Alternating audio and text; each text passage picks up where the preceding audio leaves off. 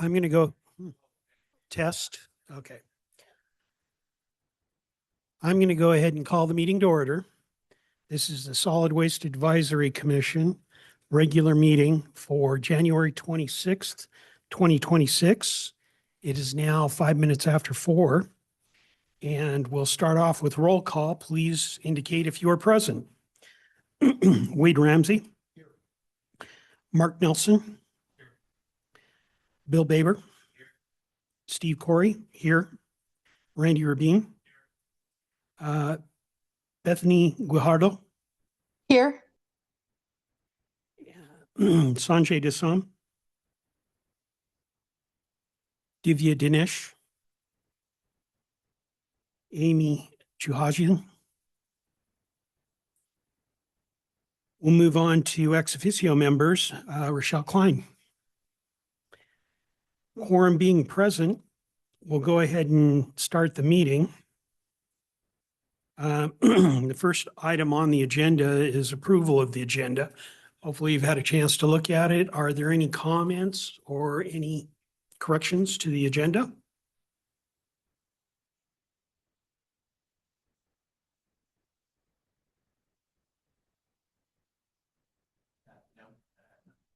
Mr. Chair, I would move that we approve. It's been moved and seconded that the agenda be approved as written. Further, I noticed that there's kind of a two-step process. There's pushing the gray button to get your green light on, and then make sure that the green light on the screen is when you're trying to talk. I didn't, anyway. Further comments or on the motion, which is to approve the agenda as written? Sensing the commission is ready for a vote. Oh, yes, Bill. There's a hard copy of the agenda anyway. I'd love to see it. Thanks. Today's agenda or the October agenda? Today's agenda. Sorry, I know some people only use digital, but I still use a piece of paper. I'm old. You're good. Mr. Chair, I move we adopt the approval of the October agenda. Actually, we're still on the January edition, and I'll go ahead and call for a vote on that one because you guys did move and second that. So recognizing there's been no comments or amendments, we'll go ahead and move on to a vote. All those in favor of approving the draft agenda for the January 26th meeting as written signify by saying aye. Aye. Aye. Mr. Chair, Aye. Yes. I would note that today is the 28th. Oh, you're right. The year is 26, but yes, I vote yes to the draft minutes or agenda for January 28th. Any opposed say no. The motion passes. Anyway, now we move on to approval of minutes. There's so the next item under approval of minutes 1 is approval of the October 22nd, 2025 meeting minutes. Are there any comments or motions?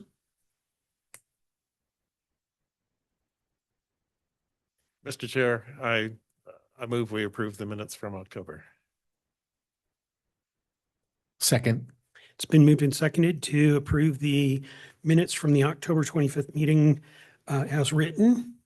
Further comments or motions? Mr. Chair, since Yes. I wasn't part of the board, I'll abstain, and I don't think you need my vote because you probably have 4 out of 5. I agree. That ought to be a 4-0 with 1 abstention noted. Presuming. Anyway, all those in favor of approving the draft minutes as written signify by saying aye. Aye. Aye. Any opposed say no. The motion passes. Thank you.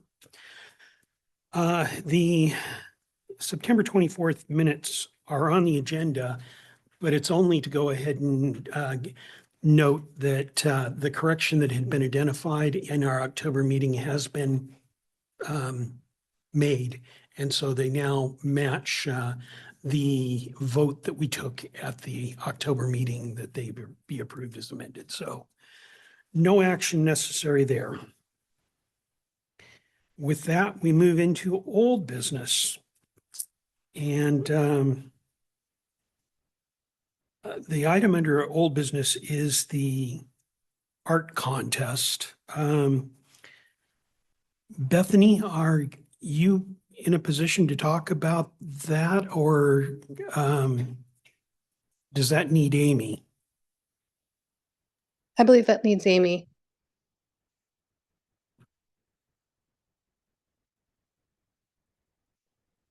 Can you guys hear me?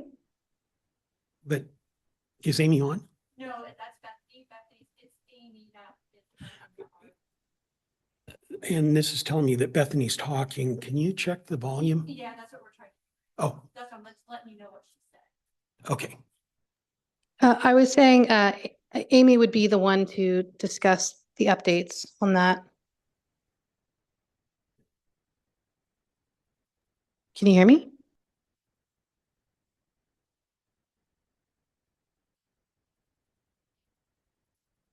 Hello, can you guys hear me? Yeah.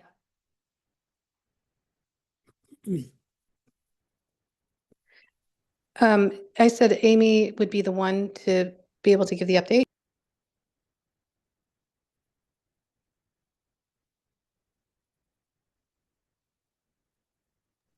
Can you guys hear me? Bethany, just to kind of give you an indication over here, the volume is really, really low. And so Sayard and Peter are trying to figure out what's going on with that to try to raise the volume in the chamber.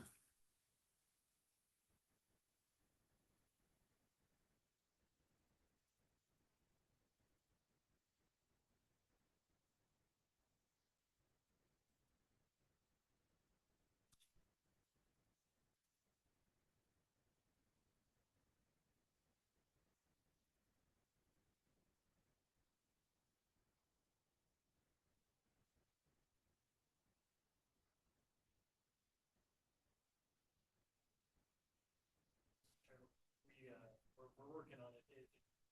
Everything is turned up all the way to max, so we're still see if there's a setting that's loose, but that's where we're at. Can you guys hear me? Yes, Okay, thank you. there we go. Okay, I was saying Amy would be the one to give the update. Right. Okay. So Amy is not in attendance. I talked with her directly a couple of weeks, 10 days ago, and she had indicated that over the course of the last 3 months, she'd not heard any particular comments on the previous program. And so, and understand, this is only in general terms. She was going to go ahead and talk about proceeding very similar to what we've done in the past. But I don't want to put any words in her mouth. And I know that at that time she was talking about fleshing some stuff out for the February meeting. I can connect with her and we can maybe circle back on that on for next month's meeting, but we can also update you in the meantime via email.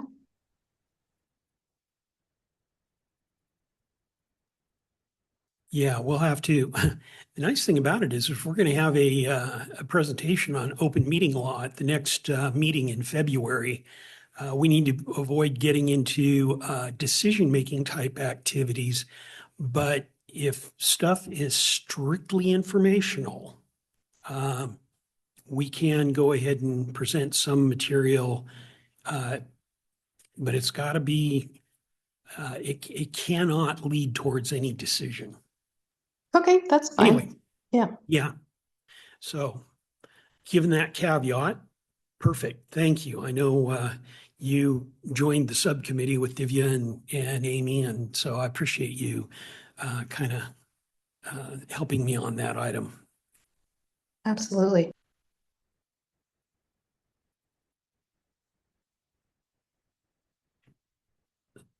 So unfortunately, at this point, the short of it is that we will be proceeding with the art contest, but details are coming. We'll move on to new business.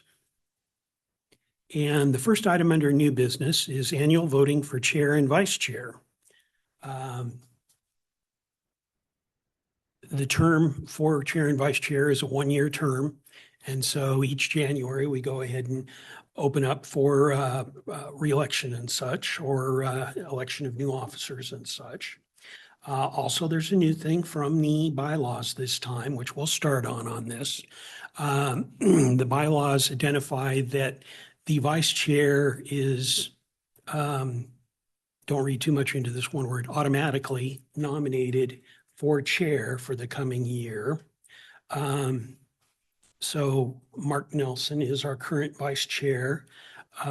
Consider yourself nominated, but you're welcome to speak to that. I am going to speak to that. Thank you. Although it'd be a great opportunity, I would prefer to not be in that role this year. I don't think I could serve it correctly. And I'm comfortable with being the vice chair this year, if that's what people desire, or give someone else an opportunity, however. So with that, we're going to go ahead and move into nominations. And as I've identified in the past, if I should be nominated and if there are additional candidates, then I will be turning over the chair to the vice chair to run during that election of chairman. So we'll start off by looking for nominations for this coming year. Are there any nominations for chair for 2026? Before we go too far, Mr. Chair, are you comfortable being a nominee also?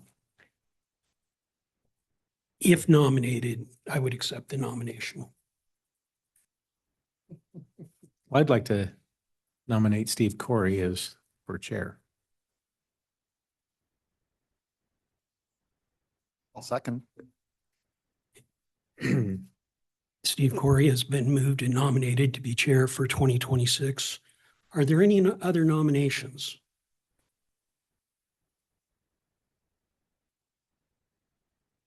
Any further nominations? And Robert's rule says make a third request for any nominations. No nominations being present, then the nomination process will close. I say that slowly so that people can go ahead and protest if there's anything. No one does. Next with Roberts, since there is only one candidate, then the candidate is presented to be elected for office by acclamation. And so I appreciate the trust that you guys have given to me. As you know, I really encourage anyone to say anything if they think there's anything that can improve our position or our activities, to please come and tell me. I certainly am open to criticism and recommendations. With that, we move on to nominations for vice chair. The floor is open for nominations for vice chair.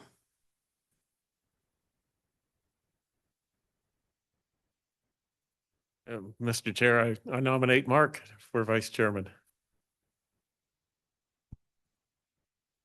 I'll second.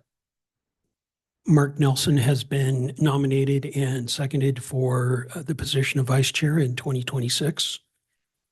Are there further nominations? Further nominations? Not seeing any nominations, additional nominations. The process for nomination will be closed. Since there's only one candidate, then Mark is elected to the position by acclamation. Thank you, Mark, for stepping up and helping us. Thank you. With that, we move on to the next item of business, item 5, and that's verifying the meeting schedule. Our meetings are set up to be the fourth Wednesday of the month, January through September or through October. We do not meet in November and December. apparently by what I've been given before, we don't need to ratify that or do anything. However, this is an opportunity in case there's some reason why there needs to be consideration of an adjustment. Does anyone have any comments on that meeting schedule? Do you ever take the summer off? We do not. In fact, actually, A summer month. we actually received the proposal for fees for the next fiscal year in July. And so it's actually our opportunity to review the proposal and work on it. So we have regular work during the summer. To verify Mr. Chair, the rules around Zoom participation haven't changed, right? Correct. And I'm going to go ahead and express that. Now, there is in ordinance, in city ordinance, there are 10 meetings. If a commissioner fails to attend a majority of the meetings by physical presence or by Zoom, the city can go ahead and declare their position open and go ahead and have a new commissioner assigned to that position.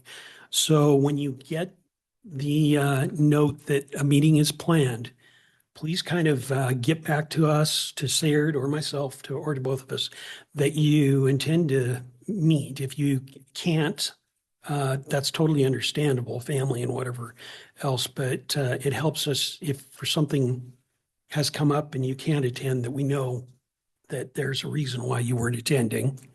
And definitely, if you intend to go ahead and connect by Zoom, please make sure that Sayard and me, telling Sayard or whatever, know that you want to connect by Zoom. Otherwise, it's kind of like a meeting a couple of months ago. We were off and running and no one quite caught someone joined, and they were sitting there in the ether. And we apologize for that. But unfortunately, make sure we know if that's what your intention is to join by Zoom. You can ask Sayard, what's the timeline you want for notice? I assume 5 minutes. Obviously, what do you want? At least a couple of hours. Like even that day is fine. So, but it's helpful if you, when I do send out it, because I'll send out a week before the meeting, I'll send out an email with all the documents to read. You can just let me know if you're going to be there, you know, maybe yes, maybe no, and then the day of, if you're a maybe, no, let me know. And then always, yeah, so I'll be looking over here, if you guys are going to do it.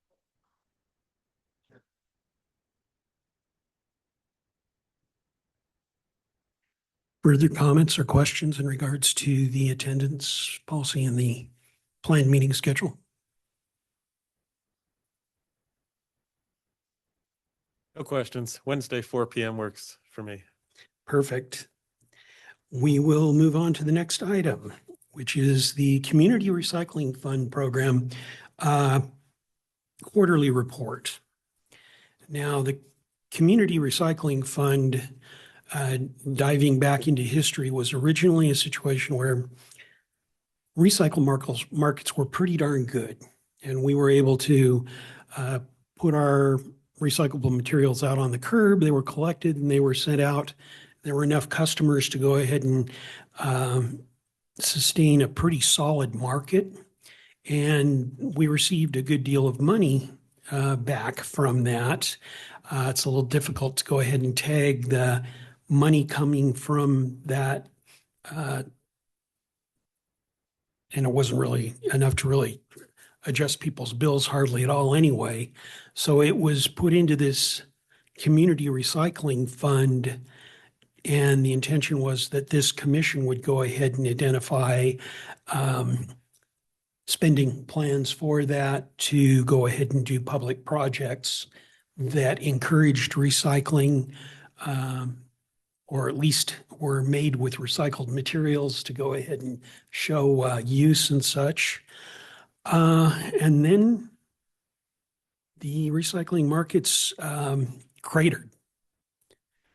Now, there is a separate stream with cardboard that goes through the Meridian transfer station through our hand-in-hand program.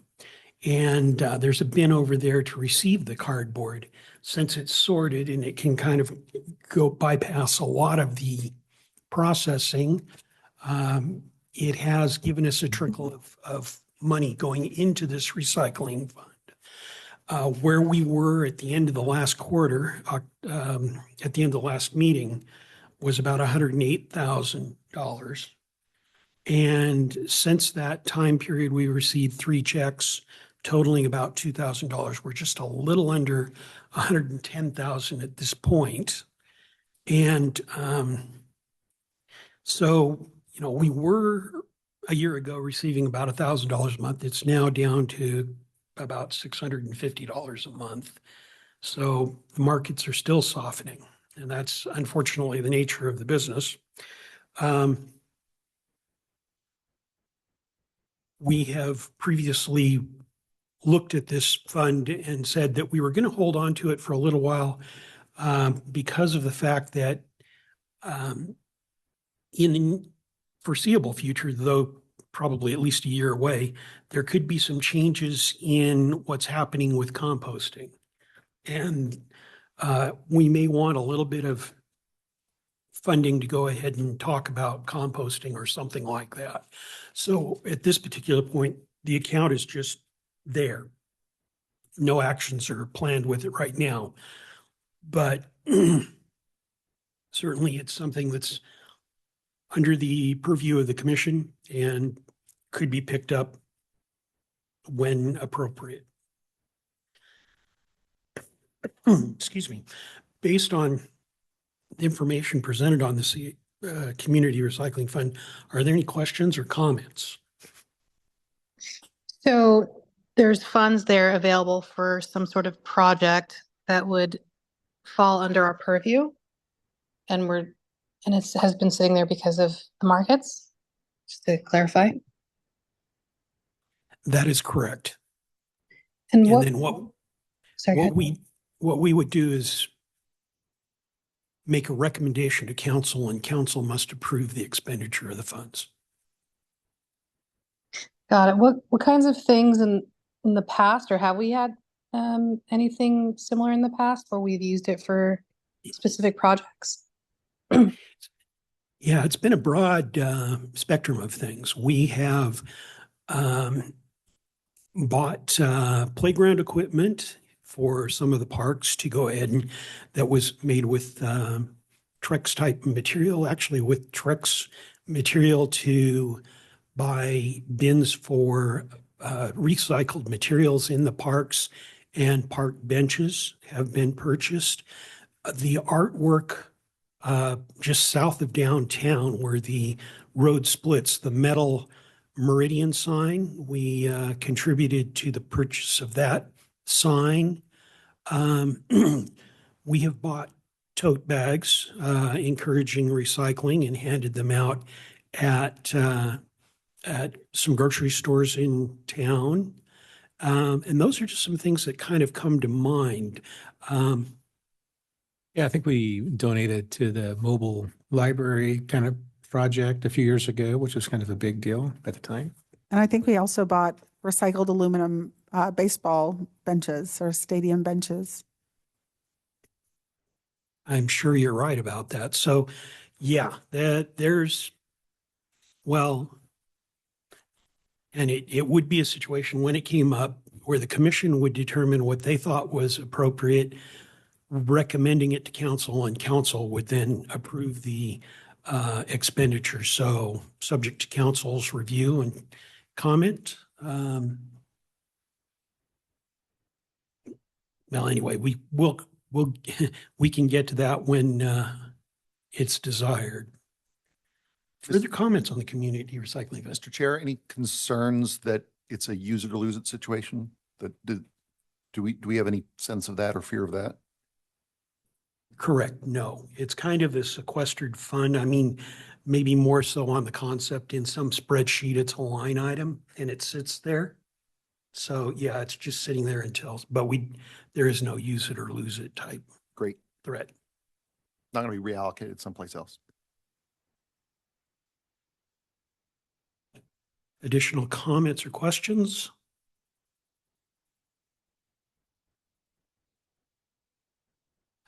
With that, we'll move on to the last item under new business, which is to report on the County Solid Waste Advisory Committee, which met earlier today. I'm going to segue off of this a little bit because we've had a lot of interface meetings in the last week. I do want to just briefly mention from the Household Hazardous Waste Quarterly meeting, the incidence of fires in trucks and potentially at the landfill. Certainly with the trucks, it's easy to identify from lithium batteries for e-cigarettes, vape containers and such is becoming a bit more prevalent. There was about 6 incidents a year. It's now somewhere between 6 and 8.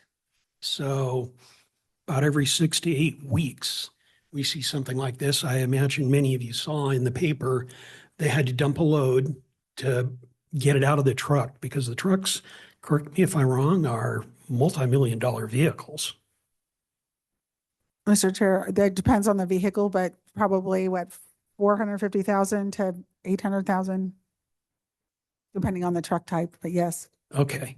So, the unfortunate situation is that load has to be dumped in a place there, and then fire department responds to help put out the fire and such. But the loss of the vehicle would be tragic, basically. It takes 9 to 12 months to get a vehicle once ordered.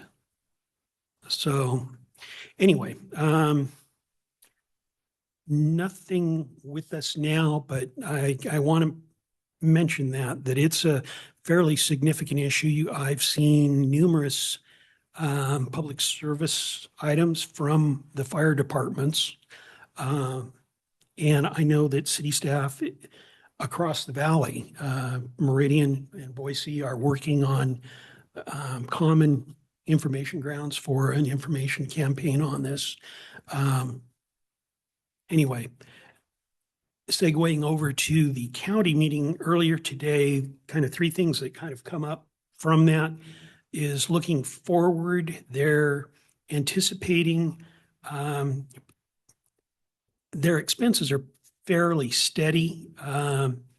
Basically, the growth pretty much follows the population growth of the county. And therefore, as a result of that, the waste they receive is at that level, and the revenues for received waste are more or less matching. But they did warn us that they are likely to pursue another $1 per ton increase to become effective October 1st with the next rate increase. That tends to be a pass-through deal. We don't really have much of a voice in that situation, but and a $1 increase at the gate has a tendency to translate to about 10 to 15 cent increase per household account per month. But more to come on that. And we had a very robust conversation. I was very interested in it. The engineering contractor for the county went ahead and went over groundwater monitoring from the landfill. And recently they have added monitoring for PFAS, which is polyfluorinated, alkaline compounds and such. But regardless, kind of a compound of concern right now. Pleasantly, with testing in April and in October of last year, nearly 90% of the analyses, the compounds were not detectable. And of the ones where it was detectable, which is about 4 or 5 of them, 3 or 4 of them, well, those numbers are not on my top of my head here, but most of those numbers were below the quantification level. All of the levels that they saw were below the maximum contamination level being presented by the Environmental Protection Agency for drinking water. So even though the runoff near the landfill is not going into a drinking water per se, that's what they're using for their benchmark to determine if they can meet that particular standard. They're going to be increasing the monitoring up there, but as this compound of concern kicks up, at least it doesn't look like our landfill is looking at a major issue from it. And Can I ask a question about that? yes. What spurred what was the impetus for the testing in the first place? Was it just Um, simple proactivity, or was there something that encouraged that? Over the near recent past, there's been a number of organizations that have raised the concern of these compounds. And internationally, there's a strong desire to go ahead and look at these compounds. They have a tendency to be present in firefighting foam. And it's also kind of the concept from the past in Scotchgard. So in carpets and a number of other activities, the most critical incidents of areas of concern have been around facilities that normally have firefighting systems, active systems. So military bases and some commercial facilities, certainly commercial facilities that produce these chemicals. But the extended concern was that waste from households might accumulate in the landfills, rugs, carpet, other things, and that it would wash off and into the runoff from the landfills. And the easiest thing is these are very stable chemicals. That's why they were chosen to go ahead and use for these activities. They're considered forever chemicals, never actually degenerating. The concerns are what kind of disruption they may have on the endocrine system, other metabolic systems and such. That's under review at this particular point for whatever. But the EPA 3 or 4 years ago went ahead and started floating standards on this. A lot of those have been rolled back. I think it's fair to say that the governmental entities are looking at that to determine a standard and what needs to go happen on this. But as the landfill said, they went ahead and went proactive on this, and they started doing some monitoring to try to see if there was a presence of these materials. And they were rather happy to see that at least so far, they don't see much there to work with, but just kind of reporting it out. And then the last item that I want to go ahead and just highlight is we got an update on the renewable natural gas plant up at the landfill. And that was brought online last May. It started its effort to go ahead and become operational and do its startup in the start of the fiscal year, October.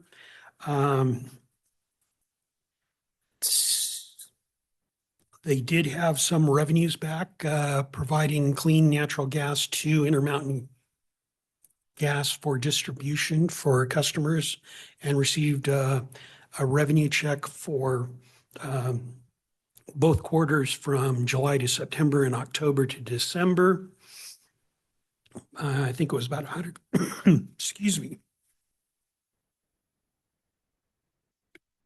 $150,000 from September to, from July to September, and 75,000 for October to December. They're reporting out, as you can imagine, startup is just trying to get the kinks out of the system to get it to where it's stable. They're hoping in the end, once it gets stable, to be able to generate about $1 million a year in revenue from that, which would supplant our trash fees a bit. That is compared to previously when the gas was being used in the generator sets up there to produce electricity, which was making about $300,000 a year. So it's kind of a nice improvement up there. But anyway, things are proceeding up there. They are bringing it online. But startup, if you've ever had to start up a plant, there are hiccups. And once you nail one area, another hiccup comes up, and that's what they're dealing with up there. So having presented all that material, are there any comments or questions on the material that's been presented? Mr. Chair and/or Rochelle, I have one. Going back to the lithium-ion battery incident, and you mentioned the frequency of how many incidents we're seeing in the late, like last year, this year so far. Are each of these incidents resulting in what we saw a couple of weeks ago with a whole truck being dumped and the fire department having to come out and take action, or was this an exceptionally severe version of an incident? Thank you, Mr. Chairman. Okay to answer. Well, we actually had 2 truck fires that same day. One that was on the news and one that wasn't at the news. That was at one of our transfer stations. I would say the majority of them result in ejecting the load.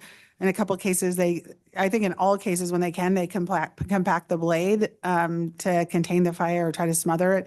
I think either probably Bruce or Chase can speak more to the frequency of fires are occurring with regularity at this point, like pretty frequently. We're seeing fires now, almost all lithium ion battery related. Did either of you want to add anything to that? But well, Bruce is coming up. I can just tell you all of our drivers are trained to know where on their route to eject a load, and constant communication with their supervisor and our logistics analyst to know where. In this case, that one that you saw in the news was 36th and State during rush hour in the morning. So Mr. Chair, come on up here to the microphone here and turn on the little gray button on there to make that green. And then if you need to push the, yes. Mr. Chair, Yes, Bethany. this is Allie Oh, over here. Hi. Just could we speak to just was at the SWAC meeting report and stick to focus your comments on what we talked about at the report. If we want to kind of deviate outside of that agenda item, we'll need to set that for the next meeting, but please feel free to talk about what was at the SWAC meeting and what was discussed. All right, Mr. Chair. So I'm assuming we're talking about the truckload that was ejected. So yeah, that's normal practice. We train our drivers that in case we have a truck fire, to find a safe location to eject the load. As Rochelle mentioned, we did have a second fire. They were able to compact that load and smother the fire out, and we were able to safely offload that at our landfill or transfer station.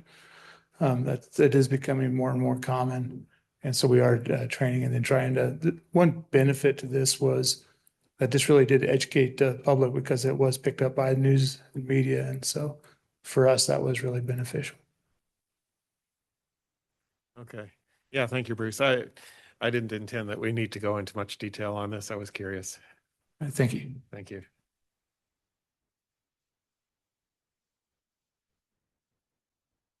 additional comments or questions on the presented material?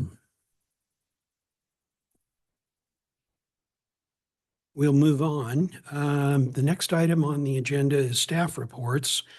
It's time for the annual tonnage report. And I think, Peter, you're going to go ahead and present this. Mr. Chair, Commissioners, thank you for giving us this time to give an annual report. On a quarterly basis, staff will come and provide some details about tonnage data that we have for our curbside services and some of our programs.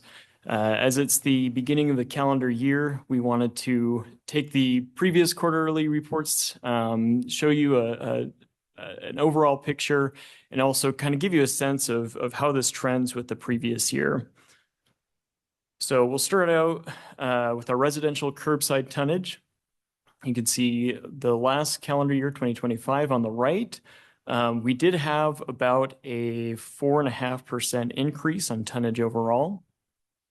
You can see kind of each chart has a pretty similar trend in how that tonnage looks like month to month.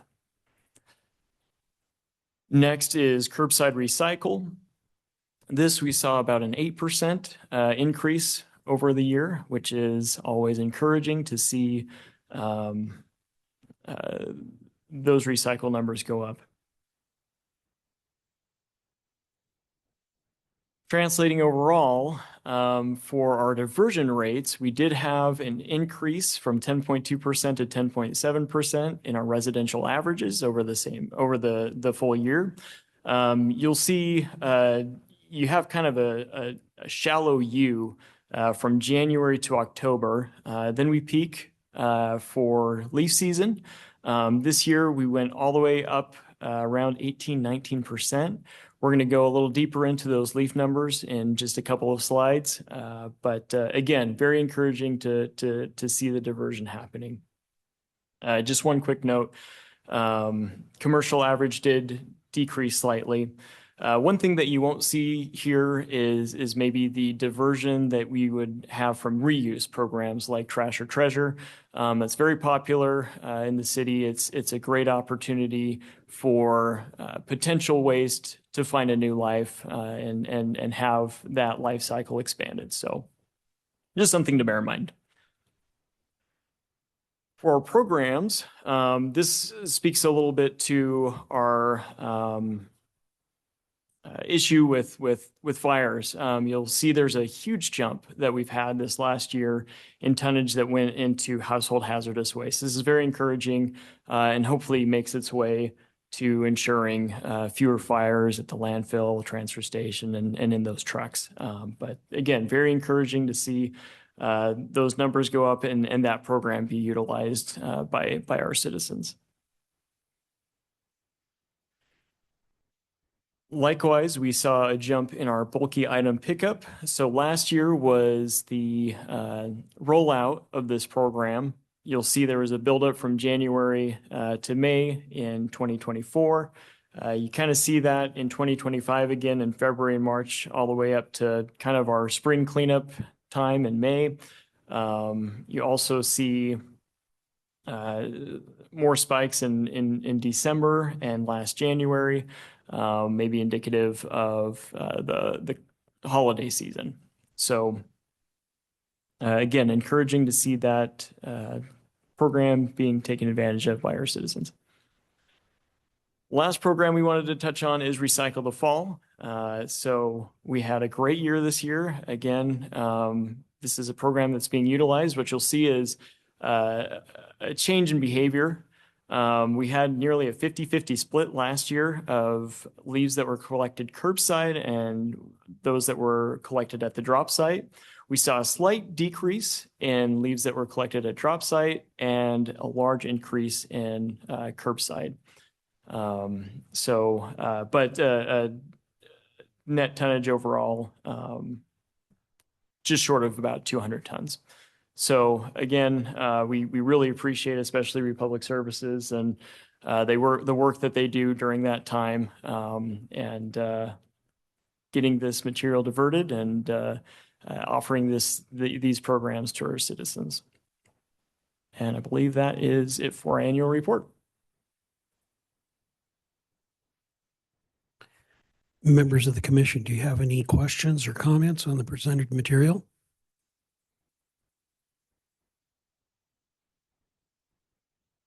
Thank you. That was perfect, spot on for updating us on the situation with flows.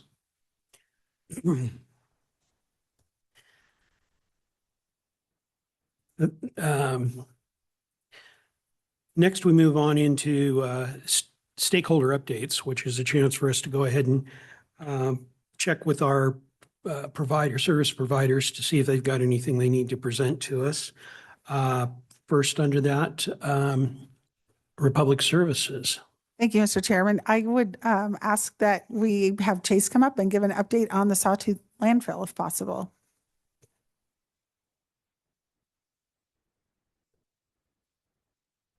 Welcome.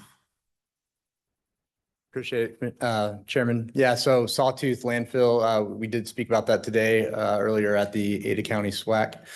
Yeah, so just kind of where we're at right now, we met the requirements of our conditional use permit. I guess maybe backtrack a little bit. We acquired the landfill from IRWS, as many of you may know, in the spring of last year.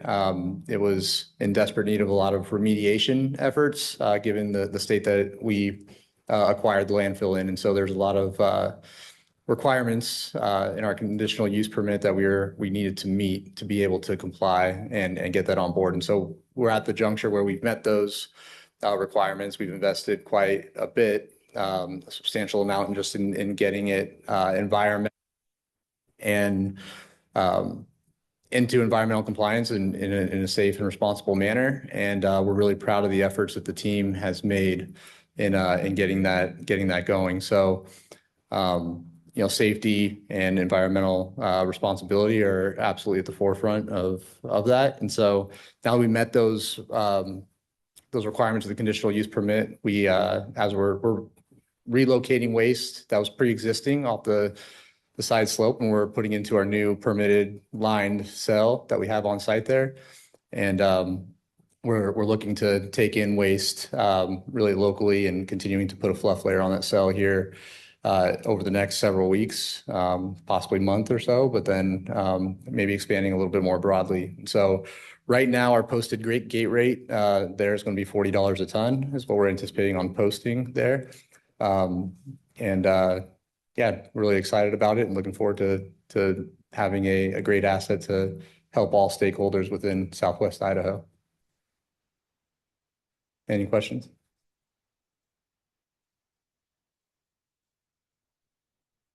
Thank you, Chase. Yeah, thank you. Next from Timber Creek, Mike, do you have anything you want to present or inform the commission on? Thank you, Mr. Chairman. Yeah, I got a couple things to update on. We, like we said in SWAC here at Ada County today, we had a good fall leaf program. Dry fall makes for a great leaf season. So a lot of people were making more of the diversion efforts, which was really nice. A lot less ends up in the street because usually they blow in the street and then those can't be recycled. So it's a great leaf campaign this year. Yeah, and then we are meeting our diversion requirements to move into Nampa. So I want to give you an update on that. Things are going well there. We started increasing our prices to kind of slow down the volume of wood going into the facility. So it kind of helps with the amount of material we'll have to deal with at the end of the year. So we've seen a lot more material go into the Ada County landfill when we switch those rates over. So just kind of want to give you an update on that. So that's all I had to add, unless you guys have any questions. All right. Thank you, guys. I don't believe I'm missing it. Any other stakeholders. So we move on to the next meeting. The next meeting is February 25th, 26th. That Wednesday at 4 p.m. we will get together. So unless I'm missing any business that we've overlooked during the meeting,